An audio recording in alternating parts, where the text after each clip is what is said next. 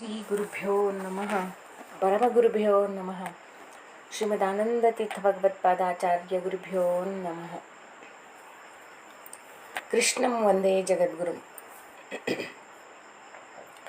ದಾಸವರ್ಯಂ ದಯಾಯುಕ್ತಂ ದೂರೀಕೃತ ದುರಾಶೀಷಂ ಹರಿಕಥಾಮೃತ ಸಾರವಕ್ತಾರಂ ಜಗನ್ನಾಥ ಗುರುಂ ಭಜೆ.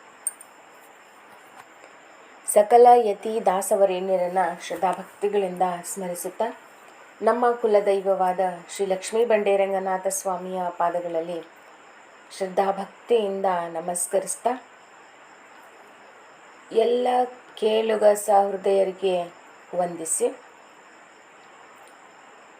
ಫಲವಿದು ಬಾಳ್ದುದಕ್ಕೆ ಶ್ರೀ ಜಗನ್ನಾಥದಾಸಾರ್ಯರಿಂದ ರಚಿತವಾಗಿರುವಂತಹ ಈ ಕೃತಿಯ ನುಡಿಗಳ ಯಥಾಮತಿ ಅರ್ಥಚಿಂತನೆಯನ್ನು ಶ್ರೀ ಹರಿವಾಯುಗುರುಗಳ ಅನುಗ್ರಹದಿಂದ ನೋಡ್ತಾ ಬಂದಿದ್ದೇವೆ. ಇಂದು 18ನೆಯ ನುಡಿಯ ಯಥಾಮತಿ ಅರ್ಥಚಿಂತನೆಯನ್ನು ನೋಡಿಕೊಂಡು ಬರೋಣ.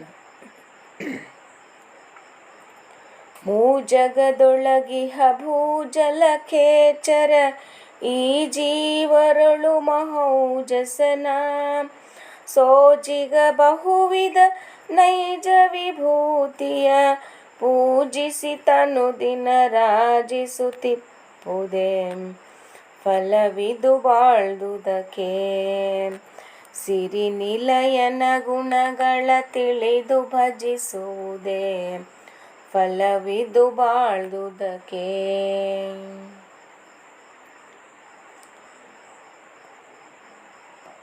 ಭಗವಂತನ ಗುಣಗಳನ್ನು ತಿಳಿದು ಭಜಿಸಿರಿ. ಏನೆಲ್ಲ ತಿಳಿಬೇಕು, ಯಾವ ಯಾವ ಗುಣಗಳನ್ನು ತಿಳಿಯಬೇಕು ಅನ್ನೋದನ್ನು ಈ ನುಡಿಗಳಲ್ಲಿ ದಾಸಾರ್ಯರು ಇಡ್ತಾ ಬರ್ತಾ ಇದ್ದಾರೆ. ಈ 18ನೆಯ ನುಡಿಯಲ್ಲಿ ಏನು ಹೇಳ್ತಾ ಇದ್ದಾರೆ? ಮೂಜಗದೊಳಗಿಹ, ಈ ಮೂರು ಲೋಕದಲ್ಲಿ ಇರ್ತಕ್ಕಂತಹ ಭೂಜಲ ಖೇಚರ ಅಂದರೆ ಭೂಚರ ಅಥವಾ ಭೂಮಿಯ ಮೇಲೆ ನಡೆದಾಡ್ತಕ್ಕಂತಹ ಪ್ರಾಣಿಗಳಾಗಿರಬಹುದು, ಮನುಷ್ಯರಾಗಿರಬಹುದು, ನಡೆದಾಡುವಂತಹ ಜೀವಿಗಳು ಭೂಚರರು. ಜಲಚರ ಅಂದರೆ ಜಲವಾಸಿಗಳು. ಖೇಚರ, ಖೇ ಅಂದರೆ ಆಕಾಶ, ಆಕಾಶದಲ್ಲಿ ಚಲಿಸ್ತಕ್ಕಂತಹ ಪಕ್ಷಿಗಳು.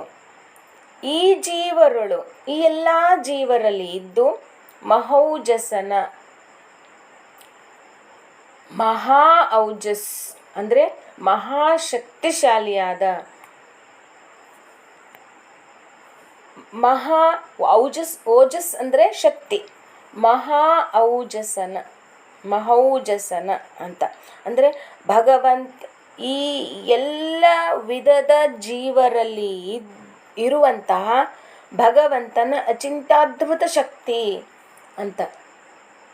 ಮಹಾ ಪರಮ ಶ್ರೇಷ್ಠವಾಗಿರುವಂತಹ ಆ ಶಕ್ತಿಯನ್ನು ಒಳಗೊಂಡಿರ್ತಕ್ಕಂತಹ ಭಗವಂತನ ಸೋಜಿಗ. ಈ ವಿಚಿತ್ರ ನೋಡಿ, ಎಲ್ಲೋ ಒಂದು ಕಡೆ ಇದ್ದಾರೆ ಅಂದರೆ ಸರಿ, ಎಲ್ಲ ಕಡೆ ಇದ್ದಾರೆ, ಎಲ್ಲ ಜೀವಿಗಳಲ್ಲಿ ವ್ಯಾಪ್ತರಾಗಿದ್ದಾರೆ ಭಗವಂತ ಅಂತ. ಮಹೌಜಸನ ಸೋಜಿಗ, ಆ ಅದ್ಭುತ ಶಕ್ತಿಯುಳ್ಳ ಭಗವಂತನ ಆಶ್ಚರ್ಯ ಬಹುವಿಧ ನೈಜ ವಿಭೂತಿಯ. ಏನು ಆಶ್ಚರ್ಯ? ಎಲ್ಲ ವಿಧ ಪ್ರಾಣಿಗಳಲ್ಲಿ ಜೀವಿಗಳಲ್ಲಿ ಇದ್ದು ಬಹುವಿಧ ನೈಜ ವಿಭೂತಿಯ, ಹೇಗಿದ್ದಾರೆ? ನೈಜ ವಿಭೂತಿ ರೂಪದಿಂದ ಇದ್ದಾರೆ ಭಗವಂತ ಅಂತ ಪೂಜಿಸಿತ ಅನುದಿನ ರಾಜಿಸುತ್ತಿಪ್ಪುದೇ. ಈ ರೀತಿಯಾಗಿ ಚಿಂತಿಸಿ ಪೂಜಿಸಬೇಕು ಭಗವಂತನನ್ನು. ಹೇಗೆ? ಅನುದಿನ ಇದೇ ರೀತಿಯಾಗಿ ಚಿಂತನೆಯನ್ನು ಮಾಡ್ತಾ ಇರಬೇಕು. ಇರುವುದೇ ಈ ರೀತಿಯಾಗಿ ಚಿಂತನೆ ಮಾಡ್ತಾ ನಿತ್ಯವೂ ಪೂಜಿಸುತ್ತಾ ಇರುವುದೇ ಫಲ ಬಾಳ್ದುದಕ್ಕೆ ಅಂತ ಸ್ವಲ್ಪ ವಿಶೇಷ ಅರ್ಥಗಳನ್ನು ಯಥಾಮತಿಯಾಗಿ ಚಿಂತನೆ ಮಾಡ್ತಾ ಬರೋಣ. ಹಿಂದಿನ ನುಡಿಗಳಲ್ಲಿ ಭಗವಂತನ ಒಂದು ರೂಪದ್ವಯಗಳು, ಆ ತತ್ವಗಳಲ್ಲಿ ಹೇಗಿದ್ದಾರೆ, ಸ್ತ್ರೀ ಮತ್ತು ಪುರುಷ ಭೇದದಲ್ಲಿ ಪ್ರತಿಯೊಂದು ಜೀವಿಯಲ್ಲಿ ಹೇಗಿದ್ದಾರೆ ಎನ್ನುವುದನ್ನು ಎಲ್ಲಿ ಹೇಳ್ತಾ ಇದ್ದಾರೆ.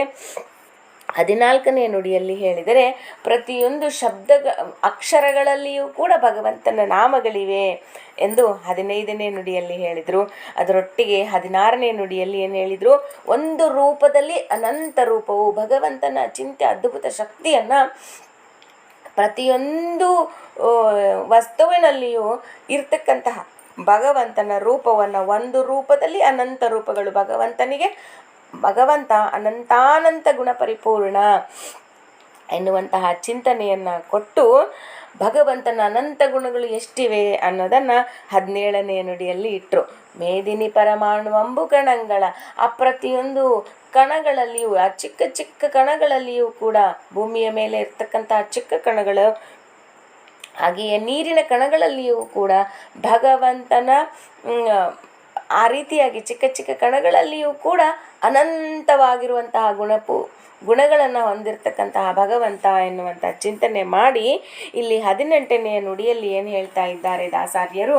ಇಡೀ ಜಗದಲ್ಲಿ, ಇಲ್ಲಿ ಹೇಳೋಕ್ಕೆ ಜಗ ಅಂದರೆ 14 ಲೋಕಗಳಲ್ಲಿಯೂ ಕೂಡ ಇರ್ತಕ್ಕಂತಹ ಜೀವರಲ್ಲಿ, ಹಾಗೆ ಇಲ್ಲಿ ವಿವರಣೆ ಕೊಡ್ತಾ ಇದ್ದಾರೆ ಯಾವ್ಯಾವ ರೀತಿಯಾಗಿರ್ತಕ್ಕಂತಹ ಜೀವರು ಇದ್ದಾರೆ.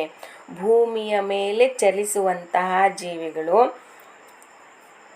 ಜಲದಲ್ಲಿ ಚಲಿಸುವಂತಹ ಜೀವಿಗಳು, ಹಾಗೆಯೇ ಆಕಾಶದಲ್ಲಿ ಚಲಿಸ್ತಕ್ಕಂತಹ ಜೀವಿಗಳು, ಈ ಜೀವಗಳು ಅಂತ ಹೇಳ್ತಾ ಇದ್ದಾರೆ. ವಿಶೇಷವಾಗಿ ಈ ರೀತಿಯಾಗಿರುವಂತಹ ಜೀವಿಗಳು, ಎಲ್ಲ ಕಡೆ ಇರ್ತಕ್ಕಂತಹ ಜೀವಿಗಳು. ಅದಕ್ಕೆ ಬಹುಚಿತ್ರ ಜಗತ್ ಬಹುದಾಕರಣಾತ್ ಅಂತ ಹೇಳ್ತಾ ಇದ್ದಾರೆ. ಈ ರೀತಿಯಾಗಿ ವಿಚಿತ್ರವಾಗಿರುವಂತಹ ಜೀವಿಗಳು ಇವೆ ನೋಡಿ. ಭೂಮಿಯ ಮೇಲೆ ಚಲಿಸ್ತಕ್ಕಂತಹ ಜೀವಿಗಳು ಚಿಕ್ಕದಾದ ಇರುವೆಯಿಂದ ಹಿಡಿದುಕೊಂಡು, ಅಷ್ಟೇ ಏಕೆ ಕಣ್ಣಿಗೆ ಕಾಣದೇ ಇರ್ತಕ್ಕಂತಹ ಜೀವಿಗಳೂ ಇವೆ ಅಲ್ವಾ. ಮೈಕ್ರೋಸ್ಕೋಪಿಕ್ ಆರ್ಗ್ಯಾನಿಸಮ್ಸ್ ಅಂತೇನು ಕರಿತೇವೆ, ಅಂತಹ ಜೀವಿಗಳು ಕೂಡ ಭೂಮಿಯ ಮೇಲೆ ಇವೆ. ಕಣ್ಣಿಗೆ ಕಾಣಿಸದೇ ಇರ್ತಕ್ಕಂತಹ ಜೀವಿಗಳು ಇವೆ. ಅಂತಹ ಜೀವಿಗಳಿಂದ ಹಿಡಿದುಕೊಂಡು ದೊಡ್ಡ ದೊಡ್ಡ ಬೃಹತ್ ಆಕಾರದಾಗಿರ್ತಕ್ಕಂತಹ ತಿಮಿಂಗಲವರೆಗೂ ಕೂಡ, ತಿಮಿಂಗಲ ಜಲಚರ ಆದ್ರೂ ಕೂಡ ಆಕಾರವನ್ನು ತೆಗೆದುಕೊಂಡಾಗ ನಮಗೆ ಈ ರೀತಿಯಾಗಿ ವಿವಿಧ ಆಕಾರದ, ವಿವಿಧ ರೀತಿಯ ಬಣ್ಣಗಳನ್ನು ಒಳಗೊಂಡಿರ್ತಕ್ಕಂತಹ ಜೀವಿಗಳು ಆಯಾ ಪ್ರದೇಶಕ್ಕೆ ಅನುಕೂಲವಾಗಿರುವಂತಹ ದೇಹ ರಚನೆಯನ್ನು ಒಳಗೊಂಡು ಜೀವನ ಸಾಗಿಸ್ತಾ ಇದೆ ಅಲ್ವಾ. ಇಷ್ಟೊಂದು ವಿಚಿತ್ರವಾಗಿರುವಂತಹ ನೋಡಿ, ಒಂದು ಪುಟ್ಟದಾದ ಜೀವಿಯನ್ನೇ ತೆಗೆದುಕೊಳ್ಳಿ, ಅದರ ಆಕಾರ ಬೇರೆ ಇದೆ, ಬಣ್ಣ ಬೇರೆ ಇದೆ, ಹೀಗೆಲ್ಲ ಜೀವನ ಮಾಡುತ್ತೆ. ಅದರ ಆಯುಷ್ಯಗಳು ಬೇರೆ. ಹೀಗೆ ಎಷ್ಟೊಂದು ವಿವಿಧ ರೀತಿಯಾಗಿರುವಂತಹ ಜೀವಿಗಳನ್ನು ಈ ಪ್ರಪಂಚ ಒಳಗೊಂಡಿದೆ. ನಮ್ಮ ಸುತ್ತಮುತ್ತ ನೋಡ್ತಾ ಇದ್ರೇ ಸಾಕು. ಕೇವಲ ಗಿಡ ಮರ ಬಳ್ಳಿಗಳಲ್ಲಿಯೇ ತೆಗೆದುಕೊಂಡರೆ ವಿವಿಧ ಆಕಾರದ, ವಿವಿಧ ಬಣ್ಣಗಳಲ್ಲಿ, ವಿವಿಧ ಬಣ್ಣದ ಹಣ್ಣುಗಳನ್ನು ಕೊಡ್ತಕ್ಕಂತಹ ಗಿಡಗಳಿವೆ. ಹಾಗೆಯೇ ಈ ಭೂಮಿಯ ಮೇಲೆ ಇರ್ತಕ್ಕಂಥ ನೋಡ್ರಿ, ಒಬ್ಬರು ಇದ್ದಂಗೆ ಇನ್ನೊಬ್ರು ಇಲ್ಲ. ಮನುಷ್ಯ ಗಣವನ್ನೇ ತೆಗೆದುಕೊಂಡರೆ ಒಬ್ಬರು ಇದ್ದ ಹಾಗೆ ಇನ್ನೊಬ್ಬರು ಇರೋಲ್ಲ. ಎಲ್ಲರೂ ಬೇರೆ ಬೇರೆಯಾಗಿದ್ದಾರೆ. ಅವಳಿ ಜವಳಿ ಅಂತ ಏನು ಹೇಳ್ತೇವೆ, ನೋಡಿದರೆ ಇಬ್ಬರೂ ಒಂದೇ ಅನ್ನಿಸುವಂತಹ ಅವಳಿ ಜವಳಿಗಳಲ್ಲಿಯೂ ಕೂಡ, ಅವಳಿಯಲ್ಲಿಯೂ ಕೂಡ ಏನಿದೆ? ಭೇದ ಇದೆ, ವ್ಯತ್ಯಾಸ ಕಂಡು ಬರುತ್ತೆ. ಹಾಗಿದ್ದಾಗ ಇದೆಲ್ಲವನ್ನ ನಿರ್ಮಿಸಿರ್ತಕ್ಕಂತಹ ಆ ಭಗವಂತನಲ್ಲಿ ಶಕ್ತಿ ಎಷ್ಟಿರಬಹುದು? ಅಚಿಂತ್ಯ ಅದ್ಭುತ ಶಕ್ತಿ, ನಮ್ಮ ಊಹೆಗೂ ನಿಲುಕದ ಶಕ್ತಿ ಭಗವಂತನದ್ದು. ಪರಮ ಶ್ರೇಷ್ಠಶಾಲಿಯಾಗಿರ್ತಕ್ಕಂತಹ, ಶಕ್ತಿಶಾಲಿಯಾಗಿರುವಂತಹ ಭಗವಂತನ ಈ ವಿಚಿತ್ರವಾಗಿರ್ತಕ್ಕಂತಹ ಆ ಒಂದು ಜಗತ್ತನ್ನು ನಿರ್ಮಾಣ ಮಾಡಿರ್ತಕ್ಕಂತಹ ಭಗವಂತನ ಶಕ್ತಿ ಅದ್ಭುತವಾಗಿರ್ತಕ್ಕಂತಹದ್ದು. ಈಗ ಮಾನವರು ನಾವೇ ಯಾವುದೋ ಒಂದು ಸುಂದರವಾಗಿರ್ತಕ್ಕಂತಹ ಕಟ್ಟಡವನ್ನು ನಿರ್ಮಾಣ ಮಾಡಿರ್ಬೋದು, ಅಥವಾ ಇನ್ನೇನೇನೋ ರಚನೆ ಆಗಿರ್ತದೆ, ಇನ್ನೇನೋ ವಸ್ತುಗಳನ್ನು ಕಂಡು ಹಿಡಿದಿರ್ತಾರೆ. ಉದಾಹರಣೆಗೆ ನೋಡೋದಾದರೆ ಇದೇ ಮೊಬೈಲ್, ಇದು ತಂತ್ರಜ್ಞಾನವನ್ನು ಒಳಗೊಂಡಿರ್ತಕ್ಕಂತಹದ್ದು. ಈ ತಂತ್ರಜ್ಞಾನಕ್ಕೆ ಮಾರು ಹೋಗದವರೇ ಇಲ್ಲ ಅಂತ ಹೇಳ್ಬೋದು. ಅದನ್ನು ನಿರ್ಮಿಸಿರ್ತಕ್ಕಂಥವ್ರು ಯಾರು? ಅದನ್ನು ಹುಲುಮಾನವರೇ ಮಾಡಿದ್ದಾರೆ. ಇದಕ್ಕೆ ಇಷ್ಟೊಂದು ಆಶ್ಚರ್ಯ ಪಡ್ತಕ್ಕಂತಹ ನಾವುಗಳು ಇನ್ನು ಇಡೀ ಬ್ರಹ್ಮಾಂಡವನ್ನೇ ರಚನೆ ಮಾಡಿರ್ತಕ್ಕಂತಹ ಭಗವಂತನ ಅದ್ಭುತವಾಗಿರುವಂತಹ ಕ್ರಿಯಾಶಕ್ತಿಗೆ, ಆ ಕ್ರಿಯಾಶಾಲಿ ವ್ಯಕ್ತಿತ್ವಕ್ಕೆ ನಾವು ಎಷ್ಟೊಂದು ನಮನಗಳನ್ನು ಸಲ್ಲಿಸಬೇಕಾಗಿದೆ. ಈಗ ಹಾಗೆ ಇಲ್ಲಿ ಭೂಜಲ ಖೇಚರ ಈ ಎಲ್ಲ ಜೀವರಲ್ಲಿ ಇರುವಂತಹ ಆ ಮಹೌಜಸನ ಮಹಾಶಕ್ತಿಶಾಲಿಯಾಗಿರುವಂತಹ ಭಗವಂತನ ಸೋಜಿಗ ಅಂತ ಹೇಳಿದ್ರು. ಏನು ಸೋಜಿಗ ಇದೆ ಇದರಲ್ಲಿ? ಭಗವಂತನ ಶಕ್ತಿಗೆ ನಾವು ಆಶ್ಚರ್ಯ ಪಡಬೇಕಾಗಿದೆ. ಇಷ್ಟೆಲ್ಲ ಶಕ್ತಿಯನ್ನು ಒಳಗೊಂಡಿದೆ ನೋಡಿ. ಭೂಚಲ ಈ ಭೂಮಿಯ ಮೇಲೆ ಇರ್ತಕ್ಕಂತಹ ಜೀವರಿಗೆ ಇರುವಂತಹ ಆಹಾರದಲ್ಲಿ ವ್ಯತ್ಯಾಸವಿದೆ. ಅವರು ವಾಸಿಸುವಂತಹ ಪ್ರದೇಶದಲ್ಲಿ, ಹವಾಮಾನದಲ್ಲಿ ವ್ಯತ್ಯಾಸವಿದೆ. ಅವರು ಉಡುವ ಬಟ್ಟೆಗಳಲ್ಲಿ ವ್ಯತ್ಯಾಸವಿದೆ. ಆಚಾರ ವಿಚಾರಗಳಲ್ಲಿ ವ್ಯತ್ಯಾಸವಿದೆ. ಇದು ಕೇವಲ ವ್ಯತ್ಯಾಸ ಇದ್ದದ್ದು ಭೂಮಿಯ ಮೇಲೆ ಇರ್ತಕ್ಕಂತಹ ಜೀವಿಗಳಲ್ಲಿ. ನೋಡಿ, ಒಂದು ಪ್ರದೇಶದಲ್ಲಿ ಇರ್ತಕ್ಕಂತಹ ಹವಾಮಾನ ಬೇರೆ ಕಡೆ ಇರೋಲ್ಲ, ಒಂದು ಪ್ರದೇಶದಲ್ಲಿ ಇರ್ತಕ್ಕಂತಹ ಆಚಾರ ವಿಚಾರಗಳು ಬೇರೆ ಕಡೆ ಇರೋಲ್ಲ. ಈ ರೀತಿಯಾಗಿರುವಂತಹ ಬೇರೆ ಬೇರೆ ರೀತಿಯ ಜನರನ್ನು ಸೃಷ್ಟಿ ಮಾಡಿರ್ತಕ್ಕಂಥವರು ಭಗವಂತ. ಇದು ಕೇವಲ ನಾನು ಹೇಳ್ತಾ ಇರೋದು ಭೂಮಿಯ ಮೇಲೆ. ಇನ್ನು ಜಲಚರವಂತೂ ಅದ್ಭುತವಾಗಿರ್ತಕ್ಕಂತಹದ್ದು. ವಿವಿಧ ಆಕಾರದಲ್ಲಿ ಪುಟ್ಟದಾದ ಮೀನುಗಳಿಂದ ಹಿಡಿದುಕೊಂಡು ದೊಡ್ಡ ತಿಮಿಂಗಲವರೆಗೆ ಬೇರೆ ಬೇರೆ ವಿಚಿತ್ರವಾಗಿರುವಂತಹ ಆಕಾರದಲ್ಲಿ ಇವೆ. ಅವು ಎಲ್ಲವೂ ಕೂಡ ಭಗವಂತನಿಂದ ರಕ್ಷಣೆ ಆಗ್ತಾ ಇವೆ. ಖೇಚರ ಪುಟ್ಟದಾದ ಗುಬ್ಬಿಯಿಂದ ಹಿಡಿದುಕೊಂಡು ದೊಡ್ಡದಾದ ಹದ್ದುಗಳವರೆಗೂ ಕೂಡ ಆಕಾರದಲ್ಲಿ ಬೇರೆ ಬೇರೆ ರೀತಿಯಾಗಿರುವಂತಹ ಆಕಾರದಲ್ಲಿ, ಬಣ್ಣಗಳಲ್ಲಿ ಒಂದು ಕೊಕ್ಕು ಇದ್ದಂತೆ ಇನ್ನೊಂದು ಕೊಕ್ಕು ಇಲ್ಲ. ನೋಡಿ, ಗಿಳಿಯನ್ನೇ ತೆಗೆದುಕೊಂಡಾಗ ಆ ಬಣ್ಣದಲ್ಲಿ ಎಷ್ಟೊಂದು ವೈಚಿತ್ರವಿದೆ. ಈ ರೀತಿಯಾಗಿರುವಂತಹ ಎಲ್ಲ ಜೀವಿಗಳಲ್ಲಿಯೂ ಕೂಡ ಭಗವಂತ ತನ್ನಾಮ ತದ್ರೂಪ ತದ್ಭಿನ್ನನಾಗಿ ಇದ್ದಾರೆ. ಇದು ಭಗವಂತನ ಶಕ್ತಿ, ಅದ್ಭುತವಾಗಿರುವಂತಹ ಶಕ್ತಿ. ಆ ಮಹೌಜಸನ ಶಕ್ತಿಗೆ ನಾವು ಆಶ್ಚರ್ಯ ಪಡಬೇಕಾಗಿದೆ. ಸೋಜಿಗ ಅಲ್ವಾ? ಭಗವಂತನ ಅಚಿಂತ್ಯದ್ಭುತ ಶಕ್ತಿ ಹೇಗಿದೆ ಅಂದರೆ, ಶ್ರೀ ದಾಸಾರ್ಯರು ಶ್ರೀ ಹರಿಕಥಾಮೃತ ಸಾರದಲ್ಲಿ ತಿಳಿಸ್ತಾ ಇದ್ದಾರೆ ಭಗವಂತನ ಆ ಅದ್ಭುತ ಮಹಿಮೆಯನ್ನು. ಅಣು ಮಹತ್ತಿನೊಳಿಪ್ಪ ಘನ ಪರಮಾಣುವಿನೊಳಡಗಿಸುವ ಸೂಕ್ಷ್ಮವ ಮುಳುಗಿಸುವ ತೇಲಿಸುವ ಸ್ಥೂಲಗಳವನ ಮಾಯವಿದು. ಧನುಜರಕ್ಕಸರೆಲ್ಲರಿವನುಳು ಮುನಿದು ಮಾಡುವುದೇನು ಲೂಕಲ ವನಿಕೆಗಳು ಧಾನ್ಯಗಳ ಹಣಿವಂದದಲ್ಲಿ ಸಂಹರಿಪ. ಮೇಲಿನ ಪಾದವನ್ನು ತೆಗೆದುಕೊಂಡಾಗ ಅಣು ಮಹತ್ತಿನೊಳಿಪ್ಪ ಘನ ಪರಮಾಣುವಿನೊಳಗೆ ಅಡಗಿಸುವ. ಭಗವಂತನು ಅಣುವಿನಲ್ಲಿ, ಅತೀ ಚಿಕ್ಕದಾದ ಪದಾರ್ಥದಲ್ಲಿ ಮತ್ತು ಮಹತ್ತಾದ ಪದಾರ್ಥದಲ್ಲಿ ಇರ್ತಕ್ಕಂತಹ ಈ ಸಣ್ಣದರಲ್ಲಿ ದೊಡ್ಡ ವಸ್ತುವನ್ನು ಮುಚ್ಚಿಡ್ತಾ ಇದ್ದಾರೆ. ಸೂಕ್ಷ್ಮ ಪದಾರ್ಥಗಳನ್ನು ಮುಣುಗಿಸ್ತಾ ಇದ್ದಾರೆ. ಭಾರ ಪದಾರ್ಥಗಳನ್ನು ತೇಲಿಸ್ತಾ ಇದ್ದಾರೆ. ನೋಡಿ, ಆ ಅದ್ಭುತವಾಗಿರುವಂತಹ ಅಚಿಂತ್ಯವಾಗಿರುವಂತಹ ಶಕ್ತಿ ಏನಿದೆಯಲ್ಲ ಭಗವಂತನದ್ದು, ಅದಕ್ಕೆ ನಾವು ಸೋಜಿಗ ಆಶ್ಚರ್ಯವನ್ನು ವ್ಯಕ್ತಪಡಿಸಬೇಕು. ಉದಾಹರಣೆಗೆ, ಈ ಚಿಕ್ಕದಾದ ಪದಾರ್ಥಗಳು ಏನಾಗಬೇಕು, ನೀರಿನಲ್ಲಿ ಹಾಕಿದಾಗ ಅವು ಸಣ್ಣ ಸಣ್ಣದ ಪುಟ್ಟದಾದ ಕಲ್ಲುಗಳನ್ನು ಹಾಕಿದಾಗ ಅವು ಏನಾಗ್ತದೆ, ಮುಳುಗಿ ಹೋಗ್ತವೆ.